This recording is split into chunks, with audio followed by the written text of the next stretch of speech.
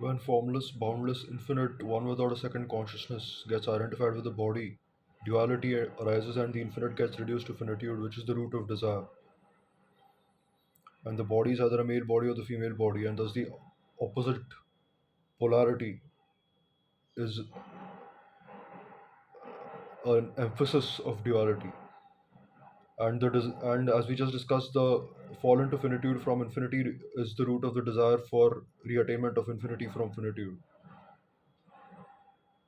And the body is attempting to redissolve into the infinite. The finite is trying to unite with the infinite, which is, physically speaking, the root of sexual desire. But that only leads not to union with the infinite, but to multiplicity. So recognize the self as consciousness and extract yourself from the mass illusory delusions of multiplicity and imperfection and duality by which the world is driven.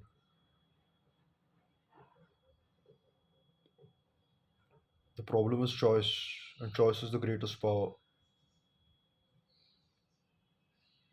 And as consciousness, there is the absolute choice of knowing yourself as the only reality there is and not identifying with the body, which was done unconsciously in childhood. You've always been consciousness throughout your life, but in childhood, you got identified with the body,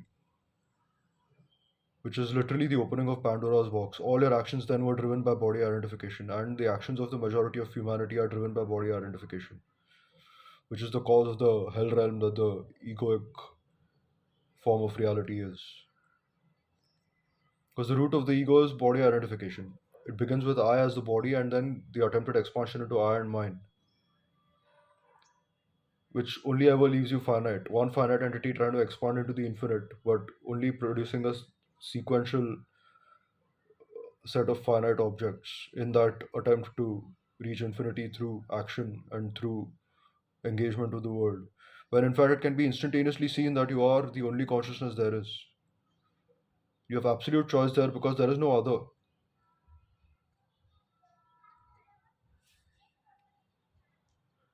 So that implies instantaneous escape from the hell realm that ego identification leads to. Fear and desire driven by fear and desire, trying to end fear and desire, believing in imperfection and death, unaware of the possibility of believing in perfection and immortality. Neo and Morpheus believe whatever you want to believe, the blue pill and the red pill, which are actually placebos because the power to believe is in the mind. The red pill and blue pill just demonstrate the presence of choice, which is actually to be made in the mind. If you're believing, you would rather believe in a heavenly reality rather than a hellish reality. And the hellish reality of finitude, imperfection, death, desire, fear, hope in space and in time, when the opposite of that is instantaneous, here and now, perfection, immortality, infinity, eternity, birthlessness, deathlessness, ageless youth,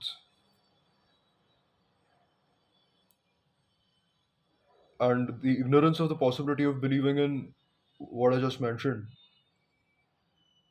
drives the vast majority of humanity in the chaotic inferno that the whole thing is. And you can instantaneously extract yourself from it right now simply by contemplation of everything just mentioned.